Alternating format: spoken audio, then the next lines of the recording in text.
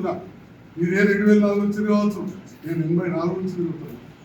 కేటీఆర్ గారు ఇష్టం వచ్చినట్టు మాట్లాడితే చాలాసార్లు ఒప్పుకోబడుతుంది.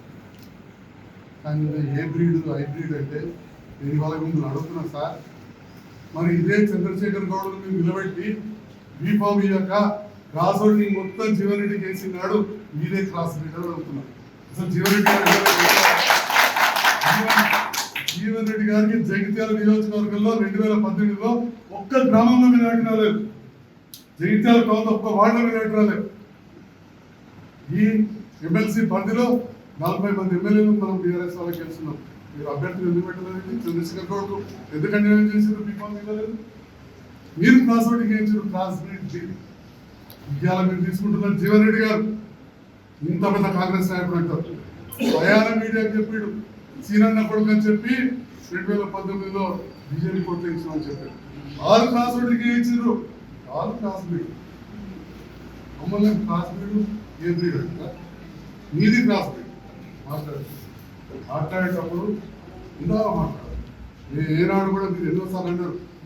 ఒకసారి ఈ పార్టీ అంటాడు, ఆడుంటాడు, దాన్ని ఏదో అట్లుంటే వ్యభిచారి అంటారు. మరి మీరు చేసిన పనికి మీరు ఎంతమంది చేసుకున్నారో ఆ చేసుకున్న దానికి మీరు వ్యవసాయ కోపాలు అడుగుతున్నారు. జగిత్యాల్లో మాకంటూ కూడా గుర్తింపు ఉన్నది. పక్కా చెప్తా ఉన్నా.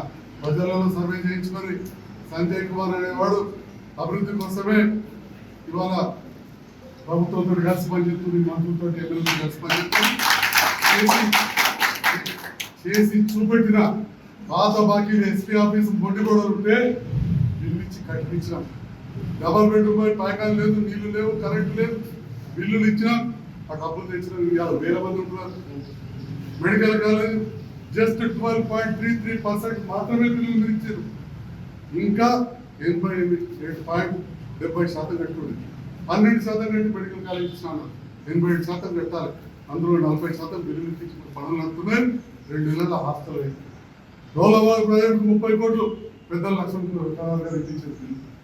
పాత బాకీలండి ఈ పెద్ద ఇలాంటివి పోతే చిన్న చిన్న గ్రామాన టీఆర్ఎస్ జెండా మోసిన నాయకులు చిన్న సీసీ రోడ్లు, కుల సంఘ బిల్డింగ్లు గ్రామాలలో చేసి అప్పుల పాలైంది.